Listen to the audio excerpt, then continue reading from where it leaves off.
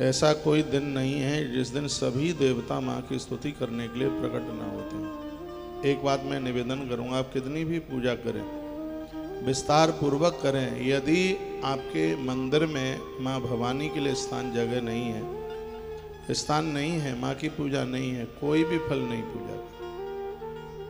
पंचदेव उपासना में माँ का नाम लिया गया है। आप अपने बेटे को विवाह करते हैं, उसकी बारात लेकर के जाते हैं, माँ की पूजा होती है।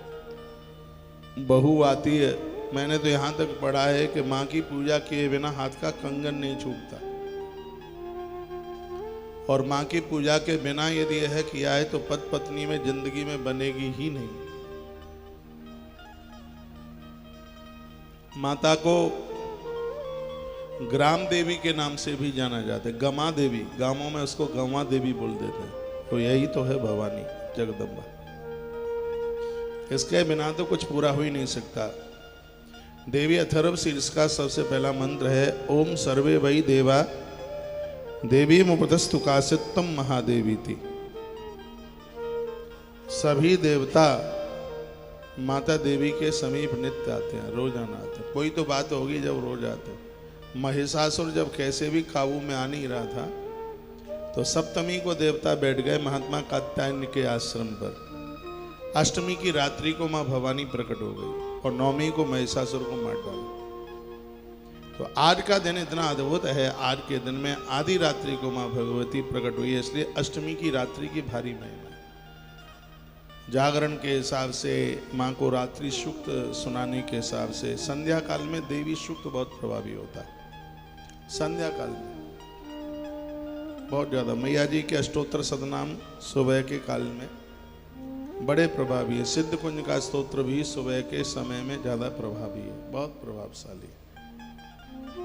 तो इसमें लिखा है, आगे इसकी फलश्रुति में लिखा है सायं धियानो, संध्या के काल में देवी अथर्व शीर्ष का पाठ प्रातः भी है, दोपहर भी है, संध्या भी है। तीनों के फलश्रुति का अलग अलग वर्णन किया है। सुबह पाठ करोगे तो उसका फल क्या है, दोपहर करोगे उसका क्या है, शाम को करोगे उसका फल क्या है, निशीथ काल यानी रात्रि में इसका पाठ करोगे तो इसका फल क्या है, यह वर्णन किया गया है। सा ब्रवीत अहम ब्रह्मस्वरूपिणी मत्तः प्रकृति पुरुषात्मकम जगत शून्यम चा शून्यम चा। मैं ब्रह्म रूपा हूं, मुझसे प्रकृति पुरुषात्मक सद्रूप और अद्रूप जगत उत्पन्न हुआ है। देवताओं को मां बोली। मैया ने कहा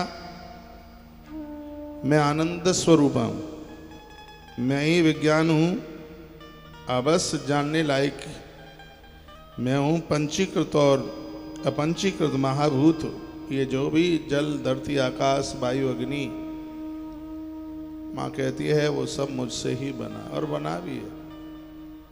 प्रकृति माँ भगवती स्वयं प्रकृति के रूप में है।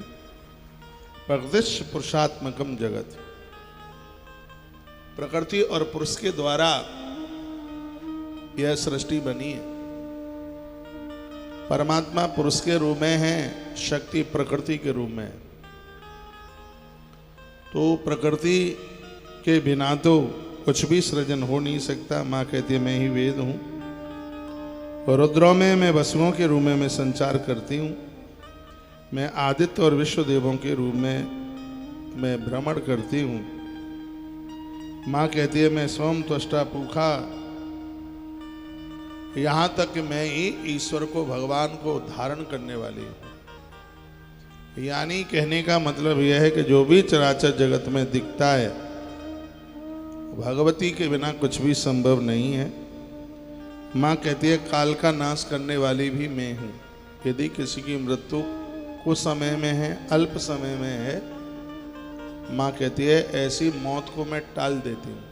माँ कहती है, बड़ी सुंदर बात कही है। माताओं को विशेष रूप से माँ का पुजारी होना चाहिए।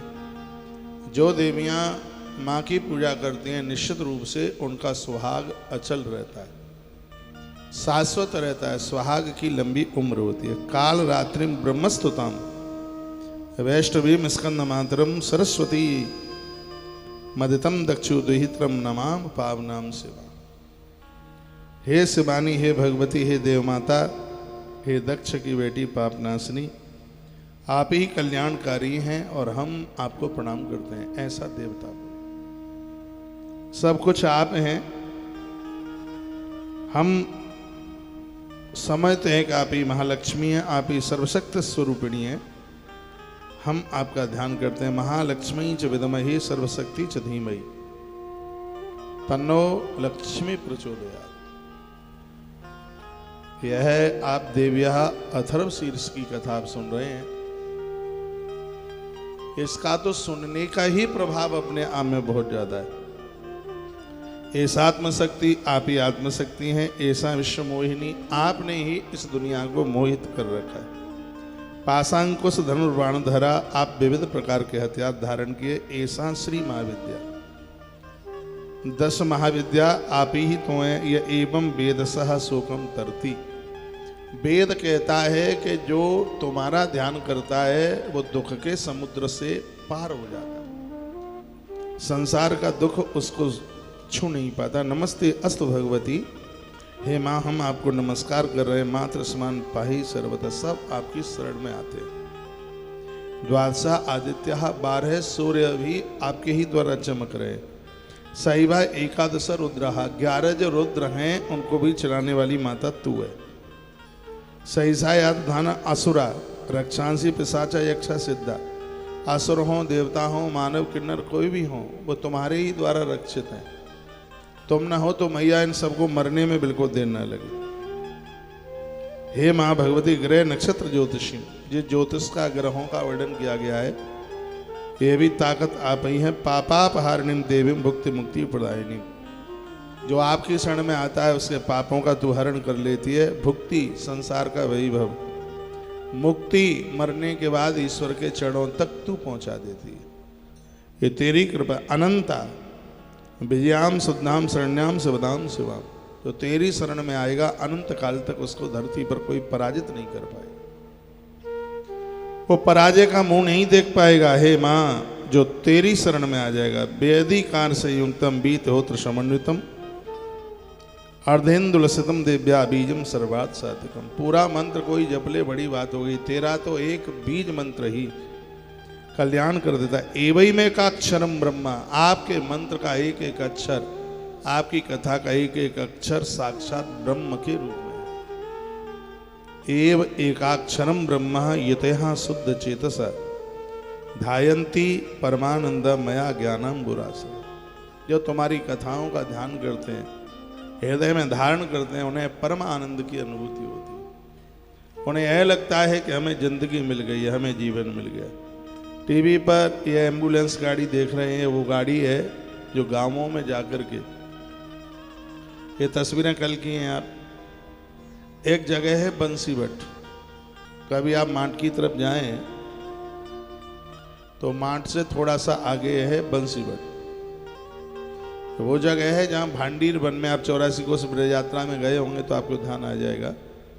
ब्रज 84 कोस यात्रा में निकलते हैं तो पहले दिन का ही यहाँ पड़ाव होता है, जहाँ भांडीर वन में राधा माधव की मुलाकात पहली बार हुई, राधा कृष्ण की। वो भांडीर वन है, उसके बिल्कुल बाएं हाथ पर एक जगह है जिसका नाम है बंसीवट। और यहाँ ऐसे महात्मा रहते हैं जिनकी उम्र बड़ी दीर्घ है, लंबी उम्र है, और कहीं कुछ मांगने के लिए नहीं जाते हैं। वहाँ कोई दूध मट्ठा छाछ जो भी कुछ दे जाए कोई,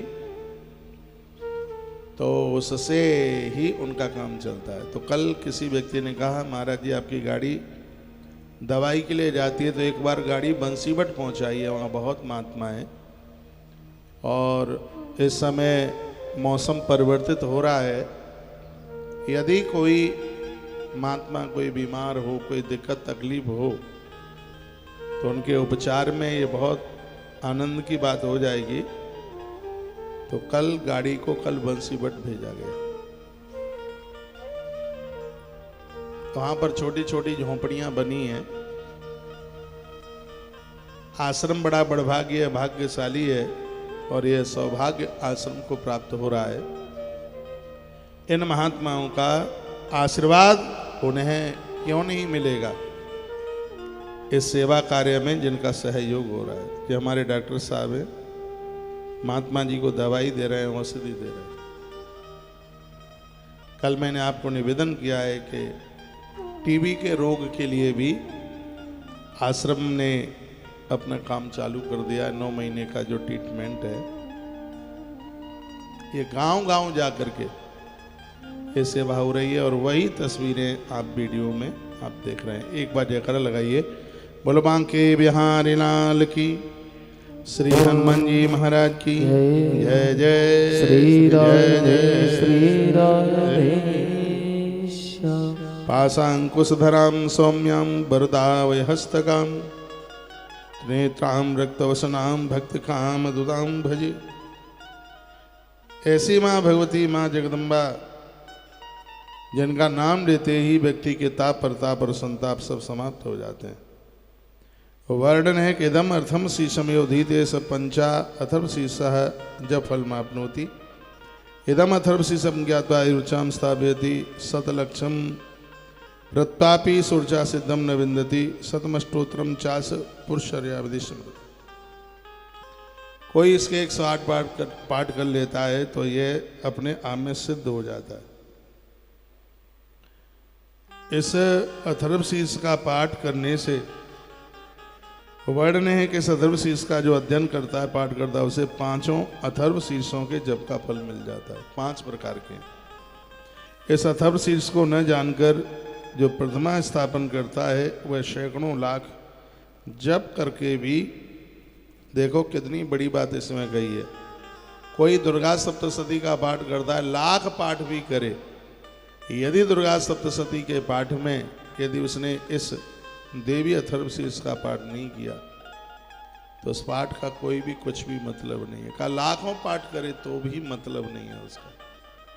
इसलिए पूरा देश मुझे सुन पा रहा है, जब भी दुर्गा पाठ आप करते हैं, 13 अध्याय का पाठ करते हैं, उसमें अथर्व शीर्ष का पाठ जरूर किया जावे, ऐसा वर्णन है। अष्टोत्तर यानी 108 बार जप करने से इसका बहुत बड़ा प्रभाव बढ़ जाता है। जो इसका 10 बार पाठ करता है वह उसी क्षण पापों से मुक्त हो जाता है। 108 बार पाठ कर लिया तो वो तो पुरुष शरण के बराबर हो जाता है। 10 पाठ भी इसके कर लिए तो वर्णन है कि वह स्त्री पुरुष उसी समय पापों से मुक्त हो जाते हैं और महादेवी के प्रसाद से बड़े दुस्तर संकटों से बच जाते हैं, संकटों से पार हो जाते हैं। देव्या अथर्व शीर्ष का,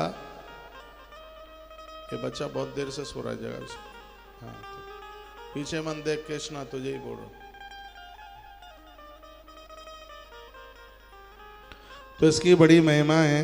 लिखा है 10 बारम पठेदयस्तु सद्य पाप प्रमोचते। लग के बीच में गैप ना हो। इसको 10 बार यदि इसका पाठ कर लिया है तो सर्व पाप ही प्रमोचते, शीघ्र ही सभी पाप जल के राख हो जाते। महादुर्गाणी त्रुति महादेव्या प्रसादिता है। जगदम्बा के प्रसाद से जीव भव सागर से पार हो जाता है। दुर्गा सप्तशती के पेज नंबर 49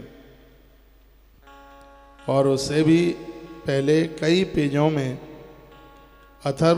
देवी अथर्व शीर्ष का वर्णन किया गया। 44 से लेकर के पेज नंबर 44 से लेकर के और 52 तक, इतने पेजों में ये अथर्व शीर्ष है। 10 बारम पठेदयस्तु, 10 बार पाठ यदि रोज इसका कर लिया जाए और 1 साल तक आप कर लेते हैं, आपका मुकाबला नहीं कर पाएगा कोई। घी का दिया जला के, लाल वस्त्र पहन के, पूर्व दिशा की तरफ मुंह करके, और सामने एक काबली चना, काले चना जिसे कहते हैं, और हलवा, यह भोग लगा करके, आज के भोग में बड़ा विशेष है, मैंने वीडियो डाली है, सुन लेना। काबली चना और हलवा, इसका भोग माता रानी को लगे। आपसे हो जावे, ज़्यादा ना बन पावे तो कम से कम 10 पाठ देव्या अथर्व शीर्ष के आज जरूर कीजिएगा, क्योंकि 10 बारम पठेदयस्तु सद्य पाप प्रमुच्यते। यदि 10 बार भी इसका पाठ कर लिया है तो संपूर्ण पापों से मुक्ति मिल जाएगी। महादुर्गाणी तृतीय महादेव्या प्रसादता, महादेवी के प्रसाद से वह व्यक्ति संसार सागर में तर जाएगा, संसार में डूबेगा नहीं।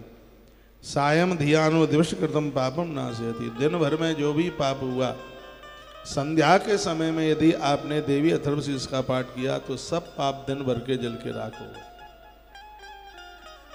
प्रातः धियानो रात्रि कृतम पापम नाशयति, सुबह जब आप इसका पाठ करते हैं तो रात में जो भी कोई अपराध हुआ है तो वह सगरे अपराध जल करके राख हो जाते हैं। सायं प्रातः प्रंजनो अपापो भवति, जो सुबह भी और शाम भी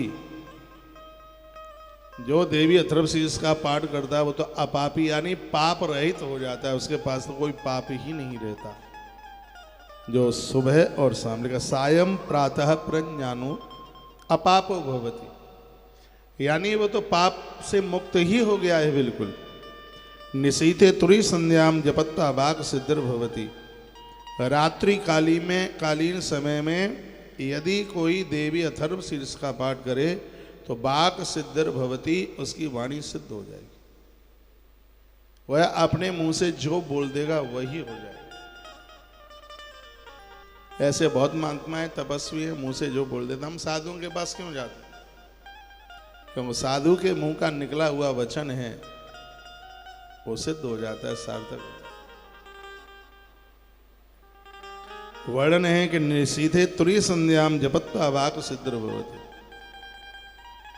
रात्रि के समय में आधी रात्रि के समय पर जो नित्य इसका पाठ करता है, 1 साल का पाठ है ये, 1 वर्ष के लिए स्नान करके लाल वस्त्र पहनकर रात्रि में पाठ कर रहे हैं तो पश्चिम दिशा में मुंह करना होगा। 1 लोटा पानी का सामने रख लिया जावे, कपूर जलाया जावे, घृत दिया जला ले, सामने रखे,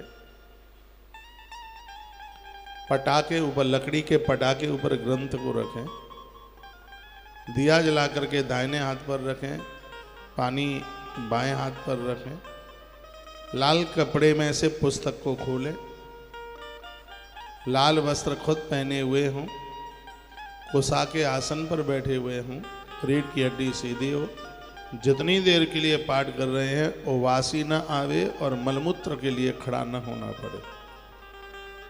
इस प्रकार से यदि किसी ने 1 वर्ष तक देवी अथर्वशीर्ष का पाठ मध्य रात्रि आधी रात्रि में यदि पाठ कर लिया, सिद्धि उसके पास चल के आ जाएगी। वो अपने मुंह से जो बोल देगा वही हो जाएगा, उसकी वह बात कटेगी नहीं। इतना बड़ा प्रभाव देवी अथर्वशीर्ष का है। यहाँ बैठ जा, इधर को मुंह कर,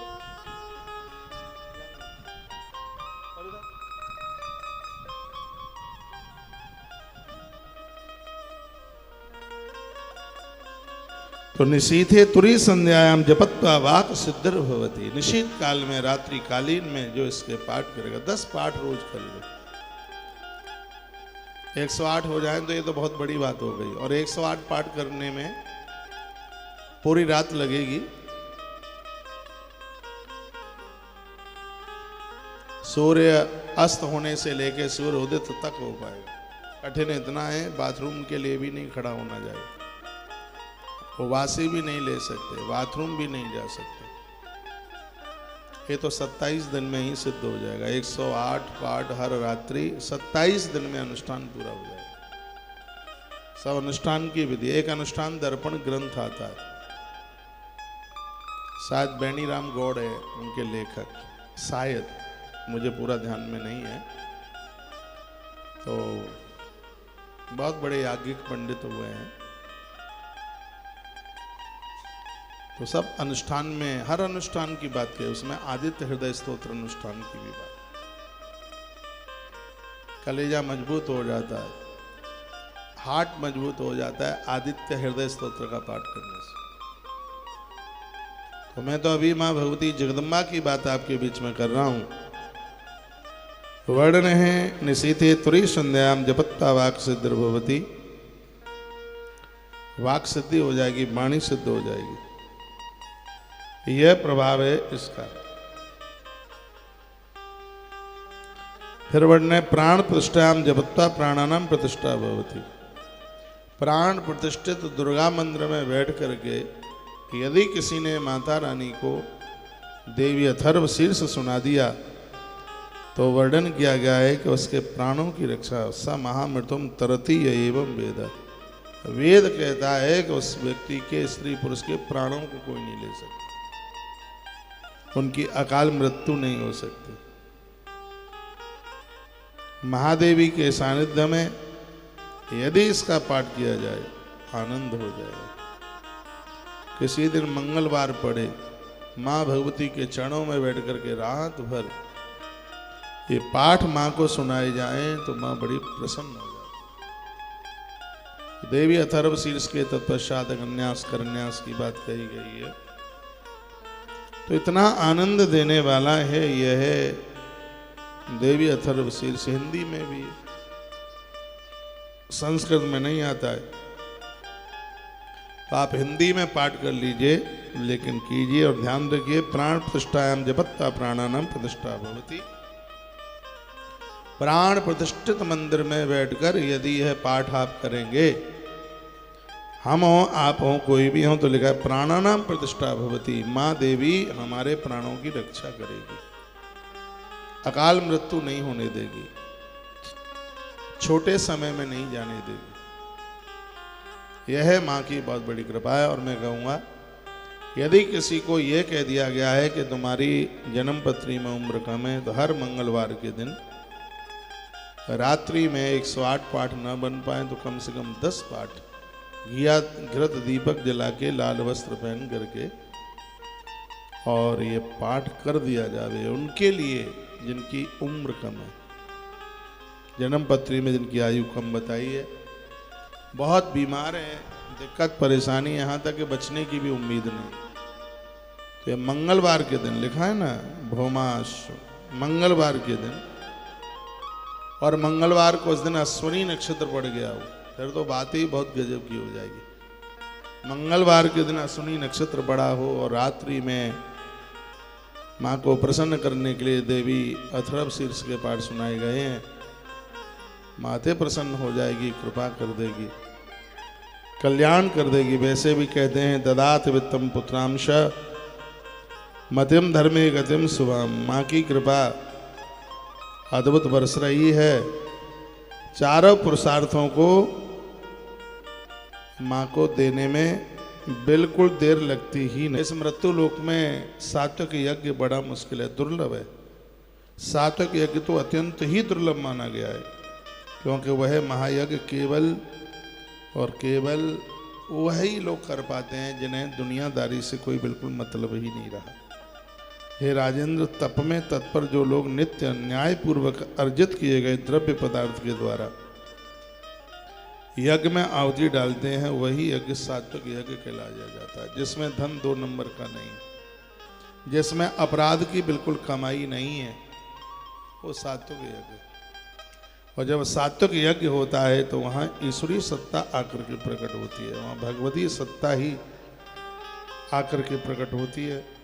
तो वर्णन किया गया प्राणोपानस तथा व्यान समानोदान एवं पावका पंच एवं स्थाप्या वेद्या विदानता।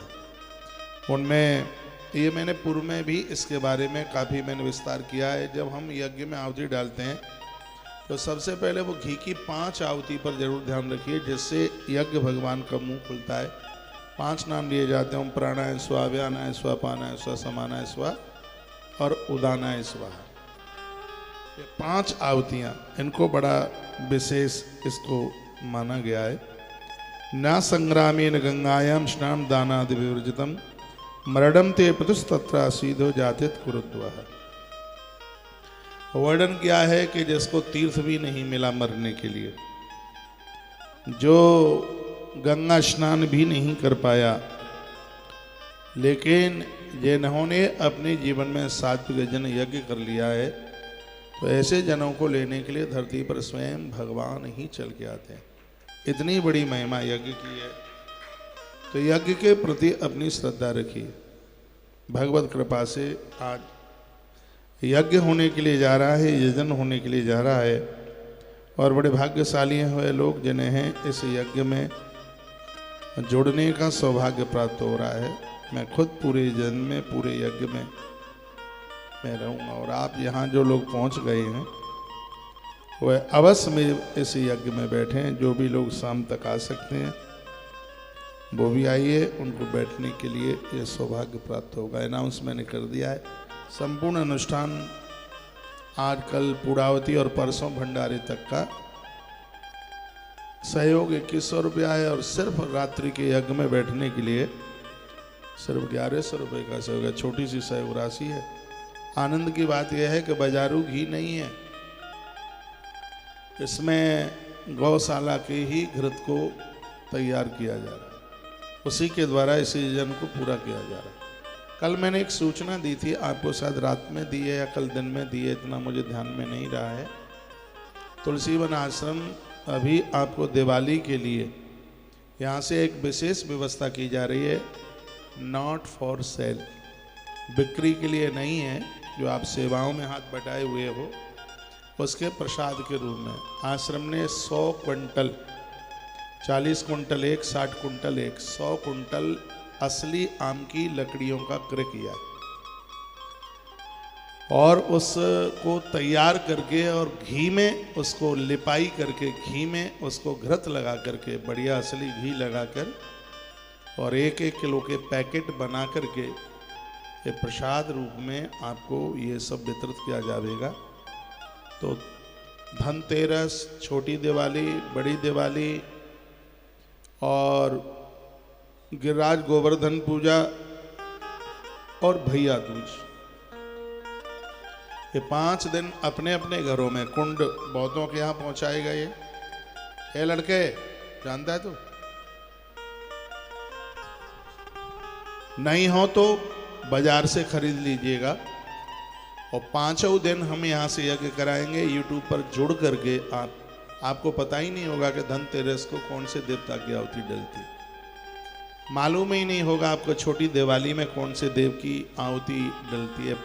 ये 5 दिन का यज्ञ आनंद कर दे। दिवाली के दिन सब टाइमिंग्स मैं यहाँ से आपको बता दूंगा। यदि आप आ रहे हैं तो यहाँ से समिधा और सामग्री दोनों लेकर के जाइए। अभी मेरा यहाँ से 27 तारीख को जाना हो रहा है।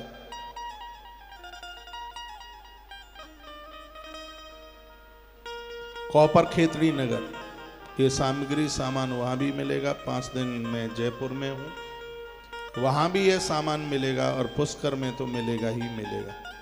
आप वहाँ जरूर पधारिए। इस साल पुष्कर के आयोजन स्थल को चेंज किया गया है क्योंकि वहाँ उनकी लिपाई पुताई काम चल रहा था। ये भी बिल्कुल रोड पे ही है, प्रेम प्रकाश आश्रम, बहुत अद्भुत स्थान है, बढ़िया जगह है, एक दिव्य पंडाल परिसर में यह आयोजन संपन्न होगा। कल उसके लिए अनाउंस कर दिया है, पोथी के लिए, और उसमें आवास की भी व्यवस्था है। आज ही आप आश्रम के नंबरों पर संपर्क कर लें और इस बात को अपने दिल दिमाग में रखें। पद्म पुराण में पुष्कर महात्म्य में वर्णित किया गया है, एक रात भी पुष्कर में रह के आ जाएं कार्तिक में तो 12 वर्ष कार्तिक स्नान करने का फल प्राप्त हो जाता है। बस जब से पद्म पुराण में लाइन पड़ी है तभी से हर वर्ष पुष्कर जाना शुरू कर दिया है। कार्तिक में हर साल जाते हैं। अब के बार तो इस तीर्थ की कृपा से 9 दिन वहाँ रहने का सौभाग्य प्राप्त हो रहा है। 9 दिन का मतलब जानते हैं आप? 9 दिन का मतलब है 108 वर्ष, 108 वर्ष कार्तिक नहाओ, उससे जितना पुण्य मिलेगा उतना ही फल 2 नवंबर से 10 नवंबर तक श्री पुष्कर में रहने से उतने फल की प्राप्ति हो जाएगी। इसलिए 9 दिन रखे गए, नहीं तो 7 ही दिन में उसको पूरा करके आ जाते। हर साल जाते ही हैं 7 दिन के लिए, लेकिन हमने 12 × 9 कर दिया। 12 × 9 कितना होता है? 108 ही होगा, कितना ही होता है। हाँ, 9 दूनी 18, 1 9, हाँ 10, 108 ही। तो मन बना लीजिए, आप आइए, 9 दिन के लिए आ जाइए, 1 दिन के लिए आ जाइए, 5-4 दिन के लिए आ जाइए और आ जाइए। कार्तिक का महीना है, वैसे तो पूर्णावती पर हवन होता है, वहाँ यज्ञ होता है, लेकिन वहाँ पर रोज यज्ञ करेंगे, पूरा 9 दिन हवन करेंगे, यज्ञ करेंगे, तो उसमें भी आहुति डालने के लिए सौभाग्य प्राप्त होगा। देखो ये रुपया पैसा तो सब आता रहेगा, जाता रहेगा, ये सब चलता रहेगा, सिस्टम है ईश्वर का, लेकिन ये मौके, ये सौभाग्य होते नहीं है प्राप्त। यह गुण साधन से नहीं हुई, तुम्हारी कृपा पाही कोई कोई, तो भगवान कृपा करे तब ही यह संभव है, ईश्वर कृपा करे, यह परमात्मा की कृपा के बिना ये संभव नहीं है। एक बार जयकारा लगाओ, बोल बांके बिहारी लाल की, श्री हनुमान जी महाराज की, आज के आनंद की जय जय श्री राधे श्री राधे। तो कल आप एम एक शब्द को आप सुन रहे थे, अब इसका एक दूसरा और है। नवाण मंत्र में 9 अक्षर हैं, इसमें तो देवी भागवत में तो एक एक बीज मंत्र का व्याख्यान किया। अब ये कथा आज और कल की है, जो मिलने के लिए भी आ रहे हैं कल तक आ जाइए, क्योंकि कल शाम को मैं 5 बजे आश्रम से निकलूंगा। मेरी लगभग 6:30 या 7 बजे आगरा से ट्रेन है अहमदाबाद के लिए, मथुरा से तो मिली नहीं, वहाँ से सीधा रेलवे स्टेशन पहुँचना होगा। 5 बजे तक कल मैं आश्रम में ही हूँ। आज भी मैं काफ़ी लोगों से सुबह से मिला हूँ, और जो आना चाह रहे हैं आइए, पधारिए। एकादशी को भी आइए, एकादशी को यहाँ गोदान है, एकादशी के दिन भंडारा वगैरह तो रोज चलता ही है। जिस दिन आपको जैसे सौभाग्य मिल जावे, आप अवश्य में आप जरूर पधारिएगा। और कल यदि आप आ रहे हैं तो हमारी और आपकी मुलाकात भी हो जाएगी।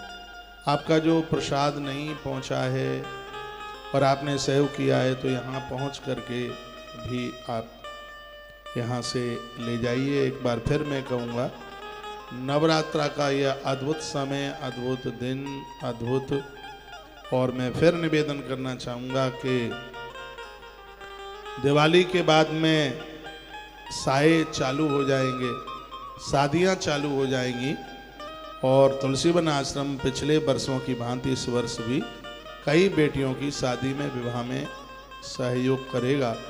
तो उसमें जैसे मैं अनाउंस करता रहूं, वैसे वैसे आप अवश्य में जरूर जुड़ते रहिएगा। तू खड़ा हो रजत, तो 2 लड़के हैं मेरे सामने, एक लाल और एक आसमानी, बहुत देर हो गई।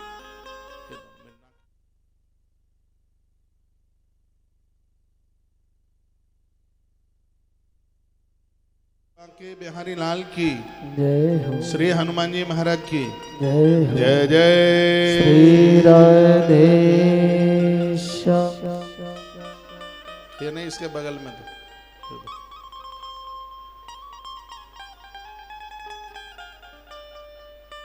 श्रुता वाणी परम विशदाम व्योमजाम श्रोत रम्याम सर्वेशाम प्रकृति विषये भक्ति भावस्य जात चक्रु सर्वे द्विजमनिगणा पूजनम भक्ति युक्ता तस्या कामम निखिल फलदम चागुक्त मुनिद्रा।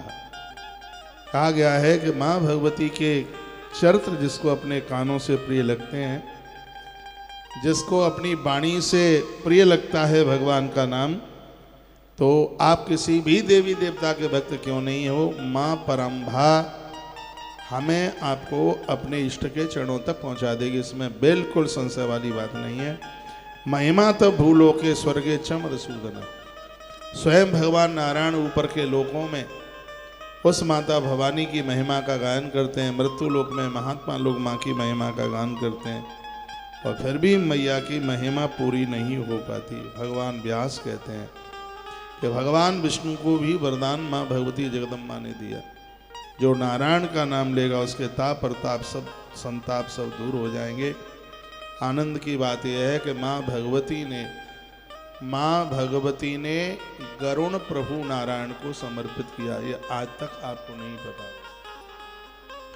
नारायण के पास में जो सुदर्शन चक्र आया वो महादेव ने दिया, और नारायण के पास में जो गरुण आया है गरुणदेव, वो माँ भगवती जगदम्बा परम्भा ने प्रदानित किया। माँ जगदम्बा ने उन्हें गरुण समर्पित किया है। ऐसी माँ भगवती जगदम्बा इसकी शरण में जो भी कोई आवेगा जगमानुच्चरी सार्धम वैकुंठम गरुड़ध्वजा। स्वयं माँ की महिमा का वर्णन गरुड़ पर आरूढ़ होने वाले स्वयं भगवान नारायण वैकुंठ में बैठ करके जिसकी महिमा का गायन करते हैं, ऐसी माँ भगवती जगदम्बा के नाम को मत भूलिएगा। माँ की साधना आराधना से जुड़ करके रहिएगा, ताप प्रताप संताप सब समाप्त हो जाएंगे। जिंदगी में किसी भी प्रकार की कोई कमी नहीं रहेगी। राजा जन्मेजय ने पूछा, हे गुरुदेव, इस कथा को सुनने में हमें बहुत आनंद हो रहा है। शरणत पंच सर्वेशाम भविता प्रसुतमः पुराणेषु च सर्वेषु वेदेषु विदितेषु च। पुराण पुरुषोत्तम श्रीमद् देवी भागवत, जिसमें संपूर्ण देवी देवताओं की कथा का वर्णन किया है। गुरुदेव, इस कथा को सुनते सुनते मेरी तृप्ति नहीं हो रही है। जैसे आपने माता के बीज मंत्र ओम ऐम का आपने उच्चारण किया, उसी प्रकार से इसकी और भी कोई महिमा दूसरे अक्षर की हो तो उसको आप विस्तार पूर्वक सुना दीजिए। मैं चौकन्ना होकर के आपके चरणों में बैठा हूँ, यह कृपा कर दीजिए। आइए, तब अगली कथा सुनाई गई है। कहा गया, सुतौ वै हरणा क्लुप्तो यज्ञो विस्तृतो ध्वजः महिमानं तथा अम्मायां बदह विस्तृतो मम। आपने यज्ञ के बारे में भी बताया, लेकिन इसको सुनते सुनते मैं तृप्त नहीं हुआ। और सुनाई, प्रसादा दत्त विपेंद्र भविष्यामी च पावन। और भविष्य में भी यह प्रसाद लोगों को, जीव जगत को मिलता रहे। गुरुवर, कथा विस्तार से सुनाइए। तो भगवान व्यास कहते हैं, शृणु राजन प्रवक्ष्यामि देव्यः चरितमुत्तमम्। हे राजन, मैं तुम्हें सुना रहा हूँ, इतिहास पुराणंच कथयामि सुविस्तरत। इतिहास बहुत पुराना है, कथा बहुत पुरानी है। तब की कथा है जब सृष्टि का सृजन हुआ, तब की एक घटना है, उसको सुन लीजिए। कौशलेषु नपश्रेष्ठः सूर्यवंश समुद्भव पुख्य पुत्रो महातेजा ध्रुव संधिरथ स्मृतः। कौशल नरेश, अवध में एक राजा रहते थे पुख्य, और उनका एक बेटा हुआ था जिसका नाम था ध्रुव संधि, जो कि परमात्मा का परम भक्त है। अयोध्यायाम समृद्धायाम राज्यम चक्रे सुचिव्रता। अयोध्या की सीमाओं को इसने सुरक्षित रखा। न चौरा पिसुना दूरता तस राज्य च कुत्रचित। इसके राज्य में चोर नहीं थे। पिसुन, पिसुन कहते हैं चुगलखोर नहीं थे। ये चुगलखोरों से बड़ा बच करके रहिए। वह घर बहुत अच्छा घर माना गया है जिस घर में चुगली करने वाले लोग नहीं रहते। वह स्थान बहुत अच्छा स्थान माना गया है जिस स्थान पर चुगल लोग नहीं रहते।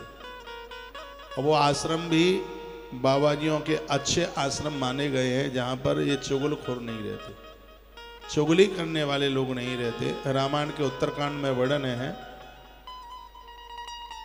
कि चुगलखोरों को अगले जन्म में चमगादड़ बनना पड़ता है। 84 लाख योनियों में ये जीव चमगादड़ इतना गिरा है कि जिसको स्वयं की विष्ठा खानी पड़ती है। मैं बहुत आग्रह पूर्वक निवेदन करूंगा, इस आदत को मत पालना, किसी की चुगली मत करना, किसी की बुराई करने में इंटरेस्ट मत लेना।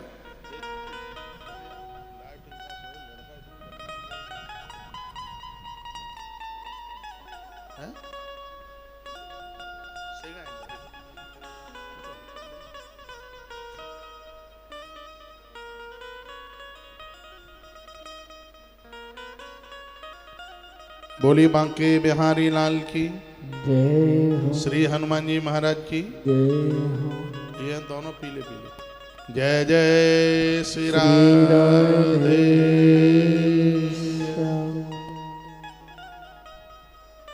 बड़ी अद्भुत बात कही गई है कि न चौरा पिसुना धूर्ता तस्या राज्य च कुत्रचित्। यह राजा इतना प्रभावी था जिसके राज्य में चोर नहीं थे, जिसके राज्य में चुगलखोर नहीं थे, दम्भ पाखंडी नहीं थे, मूर्खाश बसंती ना किलहा मानवा।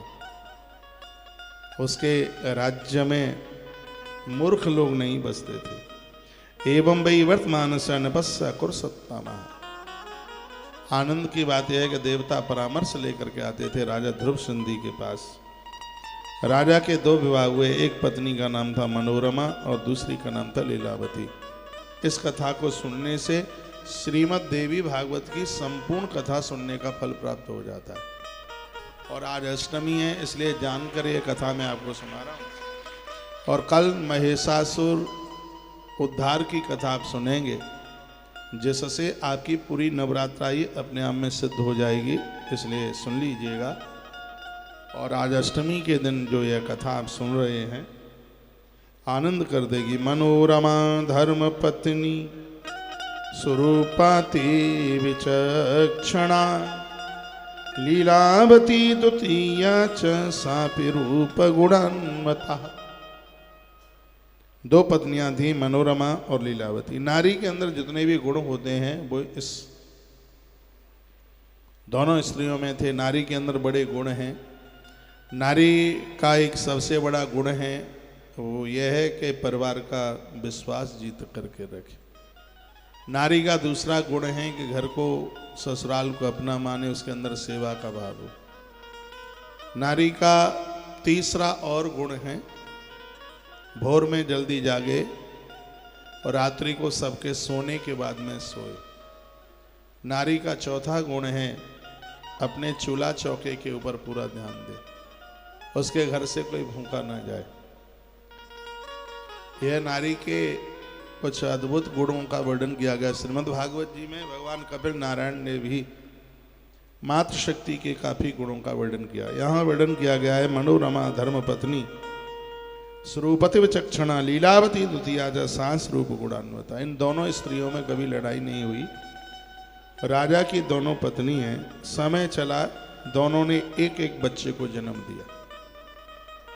मनोरमा का जो बेटा है उसका नाम है सुदर्शन और लीलावती का जो बेटा है उसका नाम है शत्रुजित। दोनों बच्चे बड़े होते हुए जा रहे थे। चूड़ा कर्म तयो चक्रे वेदना आने पर सत्तमा। समय आने पर राजा ने चूड़ाकरण संस्कार कराया, बाल उतारे गए, ये सब कराया। कहता चूड़ो सदौ कामम ज्योतिर्पतिन ममः। कर्ण छेदन इत्यादि जो भी 16 संस्कारों में से कुछ विशेष संस्कारों का वर्णन किया है। राजा ने चूड़ा कर्म संस्कार हो जाने पर उन दोनों बालकों को राजा ने बहुत उन्हें लाड किया, उन्हें बहुत दुलार किया। और बच्चे भी मन को मोहित करने वाले थे।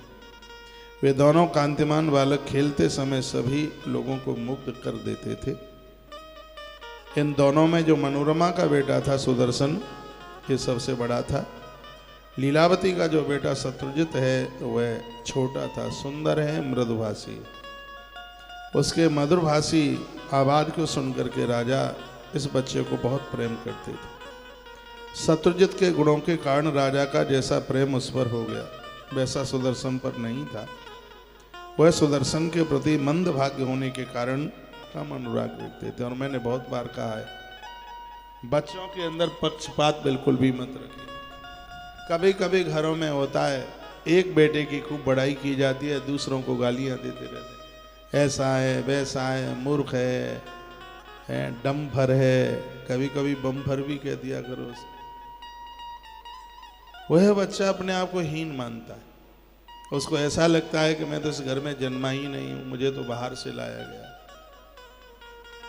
जितने भी ये साधु महात्मा लोग हुए, मुझे काफी महापुरुषों से महात्माओं से मेरी मुलाकात हुई है।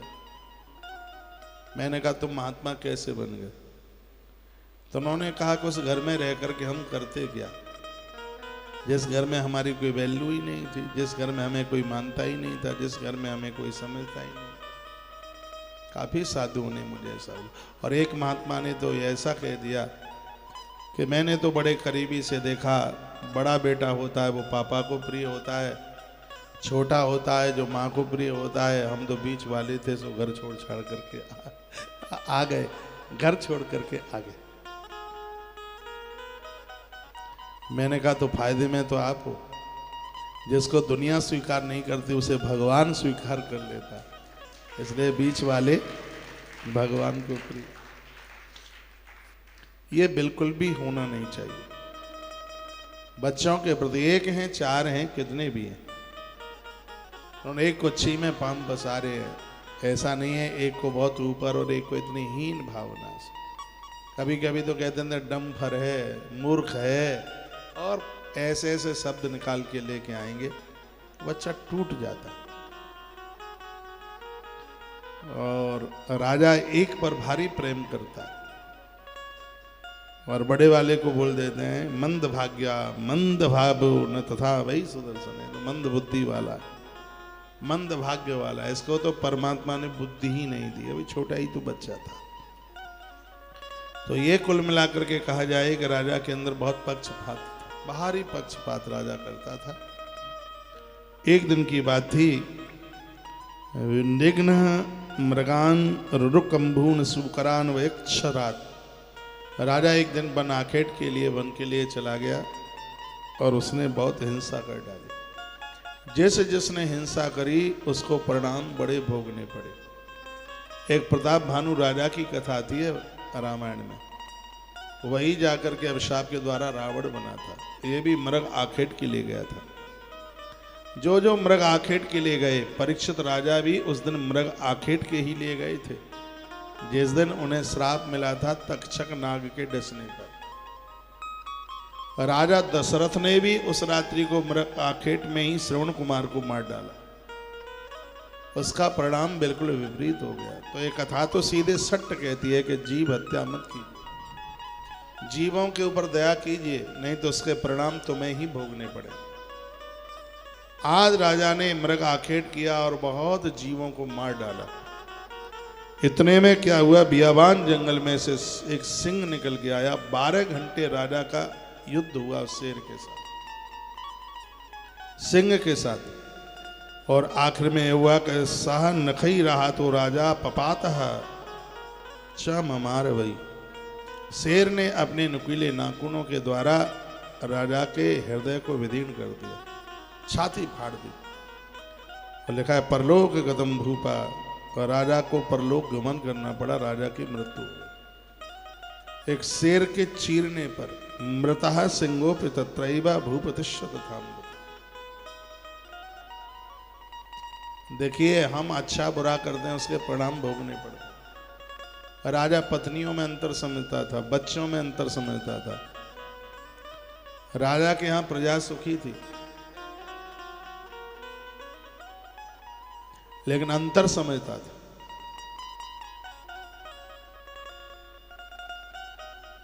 राजा की मृत्यु हो गई। संस्कारम कार्यात स्वर्गत्वा तत्र वनांतिकम। बताते हैं कि सेनापति ने मृत राजा को राज्य में लाकर सब लोग इकट्ठे हुए और उसका अंतिम संस्कार करा दिया गया। आज अवध अनाथ हो गया, अयोध्या अनाथ हो गई। लोगों को कष्ट हुआ क्योंकि अन्नदाता चला गया। दोनों रानियां हैं बेदव्य हो गई। दरवाजे पर मिलने के लिए, बैठने के लिए लोग चल करके आ रहे थे। जो लीलावती है उसका पियर उज्जैन में होता था, उज्जैन में, और उसके पिता का नाम था युधाजित। युधाजित उधर से आया।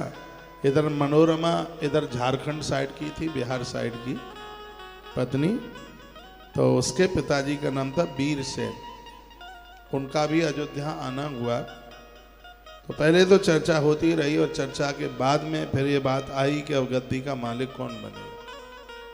तो मनोरमा के पिताजी ने कहा कि ज्येष्ठ पुत्र है महाराज का, मेरा देवता, इसलिए अधिकार तो उसी को ही जाता है कि गद्दी का मालिक उसे ही होना चाहिए। गुरुदेव वशिष्ठ ने इसके ऊपर स्टंप लगाया, क्योंकि अवध के तो कुलगुरु वशिष्ठ हैं। लेकिन जो उज्जैन से चल करके राजा आया था जिसका नाम था युधाजित, बड़ा क्रोधी है, बड़ा तामसी, और उसने कहा कि मेरे होते हुए और मेरे देवते के अलावा कोई गद्दी पर बैठ जाए तो उसका सर नहीं काट लूंगा। और बातों ही बातों में द्वंद युद्ध हो गया। वीर सेनोपि तत्राह धर्म पत्नी सुतकिला राजार से था राजन शास्त्रिज्ञ भ्यू मया श्रुतम। वीरसेन जो मनोरमा का पिता है, उसने शास्त्र के अनुसार, शास्त्रों के अनुसार बहुत बात कही कि पिता का धर्म होता है कि ज्येष्ठ पुत्र को ही गद्दी का मालिक बनाया जाए, बड़े वाले बेटे को, ऐसा नियम है। पांडवों में और भी तो बहुत योग्य है, लेकिन ये नियम है कि घर का मालिक प्रमुख है, वह ज्येष्ठ ही होना चाहिए। और घर में 4 भाई हैं, यदि बड़े वाले के नाम से न्योता आता है तो कभी बुरा नहीं मानना चाहिए। मैंने एक बात पढ़ी है, आप कोई अनुष्ठान कोई यज्ञ करा रहे हैं, मान लीजिए आप कथा ही करा रहे हैं, उसमें बड़े भाई को या तुम्हारे जेठ को उसमें जजमान बना दिया जाए। जो मैंने पढ़ा है वो मैं आपको बता रहा हूँ। वह और उसकी पत्नी यज्ञ में बैठी है, पूजा पाठ कर रहे हैं, तो ये कभी मन में ये नहीं आना चाहिए तो पूजा का फल उसी को मिल जाएगा, जेठानी को मिल जाएगा, जेठ को मिल जाएगा, हम तो काम करने के लिए, पत्तलें उठाने के लिए हैं और हमें तो इसमें कुछ मिलने ही वाला नहीं है। तो ग्रंथ में लिखा है कि जो जेठ और जेठानी यानी जो बड़ा है वो घर का, वो पूजा करके जितना पुण्य कमाएगा, छोटे वाले बिना पूजा के उतना फल प्राप्त कर लेंगे। ऐसा बड़े नहीं तो बहुत जगह तो लड़ाई हो जाती है, बहुत जगह झगड़े हो जाते हैं, और वो कहते हैं कि हम भी तो बराबर के हिस्सेदार हैं, पैसा हम भी तो बराबर लगा रहे हैं और हम क्यों नहीं जजमान बनेंगे। तो ये अधिकार बड़े वाले को जाता है, ज्येष्ठ को जाता है। तो छोटे वालों को उसका बिल्कुल भी विरोध नहीं करना चाहिए। तुम्हारे जजमान बने बिना, तुम्हारी आहुति डाले बिना तुम्हें आहुतियां डालने का फल प्राप्त हो रहा है।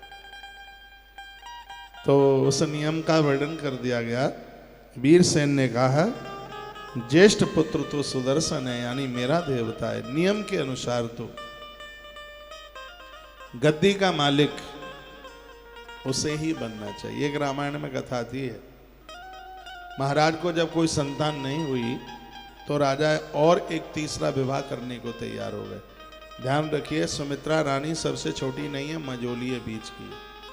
सबसे बड़ी रानी है जिसका नाम है कौशला, सेकंड वाली है उसका नाम है माता सुमित्रा। जब दोनों को कोई संतान नहीं हुई तो राजवंश क्षीण हो रहा था, वंश वृद्धि रुक रही थी।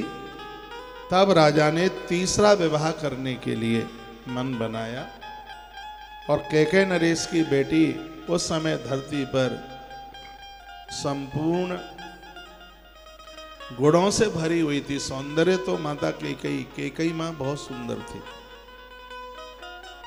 कैकेयी मां छत पर चढ़ कर के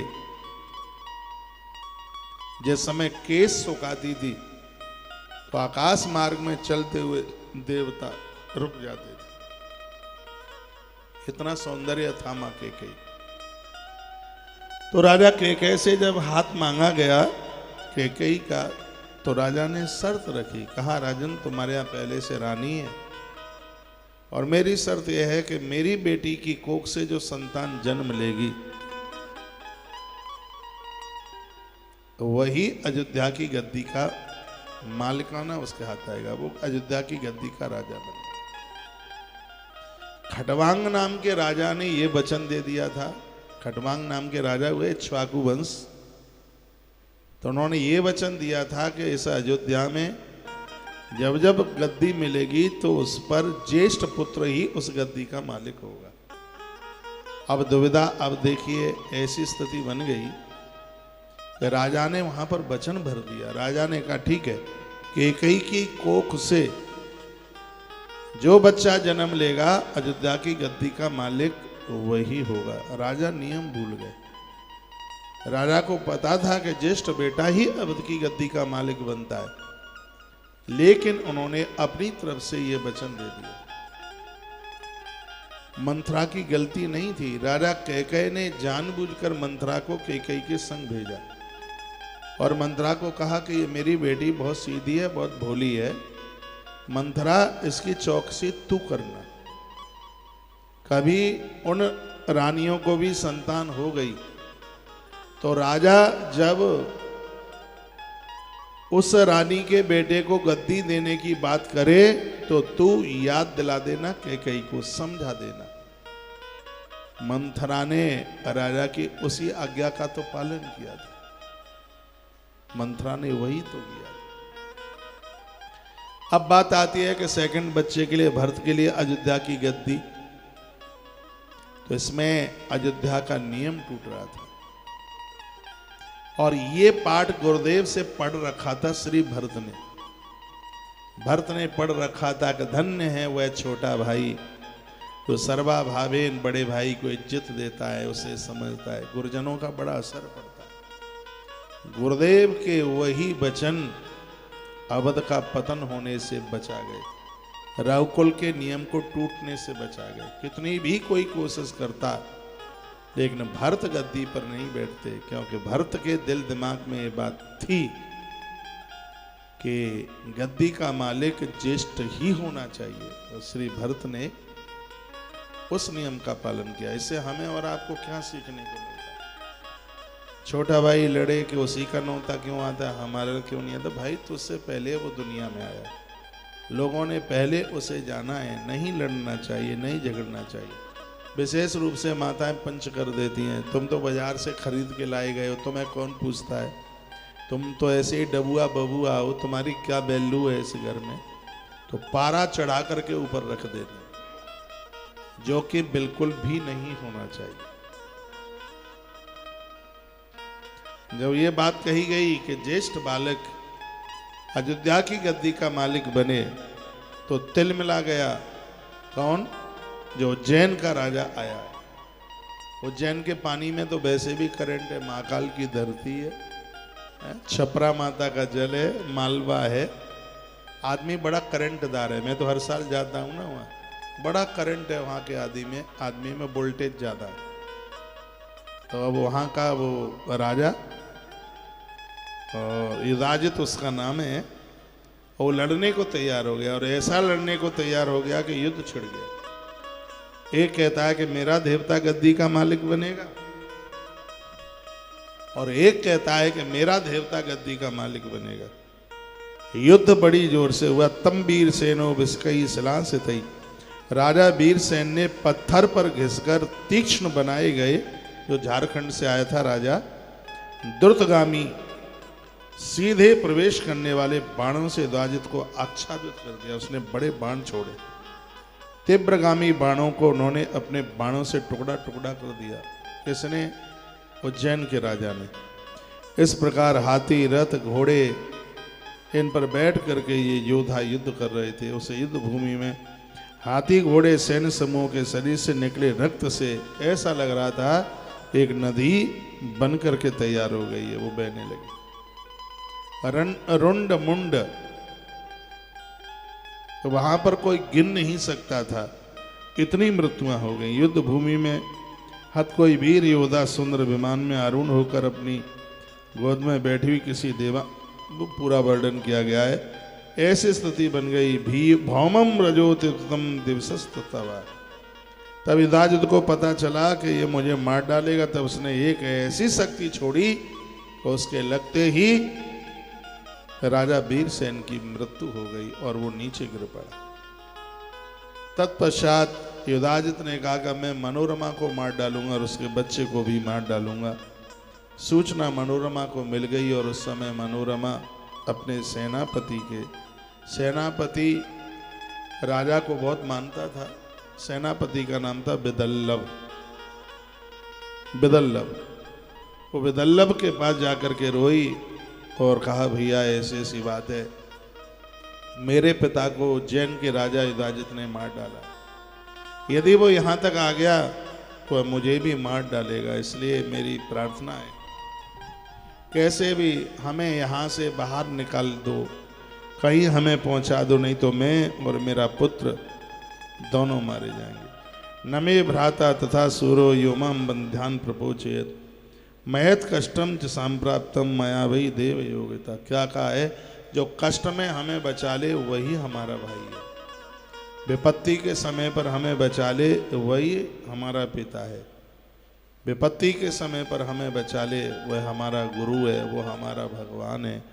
विपत्ति के समय पर जो हमें बचा ले हमारे जीवन में उससे बढ़कर के फिर कोई हो ही नहीं सकता। ताली को ज्यादा तो नहीं बजा दिया आपने।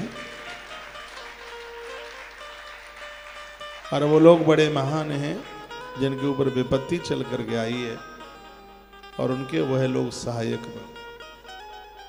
महाभारत में विराट का चरित्र मुझे बड़ा अच्छा लगता है। पांडवों के ऊपर विपत्ति आई थी और इस राज समूह ने पांडवों को शरण दिए।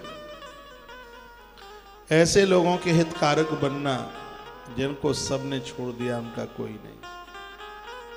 वो कोई भी हो, किसी भी समान का हो, उनके लिए आप कुछ कर सकें तो जरूर कीजिएगा। आपके पास ये शक्ति है और आप कर सकते हैं। ये लड़के क्यों मटक रहा है बताऊं?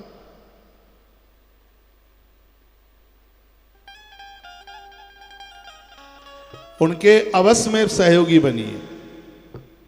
तो बेदल्लभ की आंख में आंसू आ गए और कहा, महारानी मेरा मामा है जिसका नाम है सुबाहु। सुबाहुरित विख्यातो रक्षताम सब भविष्यति। और वो बड़ा योद्धा है, बलवान है, किसी की हिम्मत नहीं पड़ेगी उसकी सीमा में जाने के लिए। और वो प्रयाग के पास में रहता है। प्रयागराज के पास में एक जगह है, गांव है, और मैं आपको लेकर के चलता हूं। आप अपना कुछ समय अपने पुत्र के साथ वहां निकाल। तो रात्रि का समय था, उधर युद्ध पूरा हुआ था, वीरसेन मौत को प्राप्त हुए। और उसी समय एक रथ तैयार किया, कुछ पैसा रखा, द्रव्य रखा, बेटे को और रानी को बेदल्लभ ने बिठाया और रथ चल पड़ा आगे के लिए। बताया जाता है कि जिस समय बुरे दिन आते हैं तो सब विपरीत हो जाता है।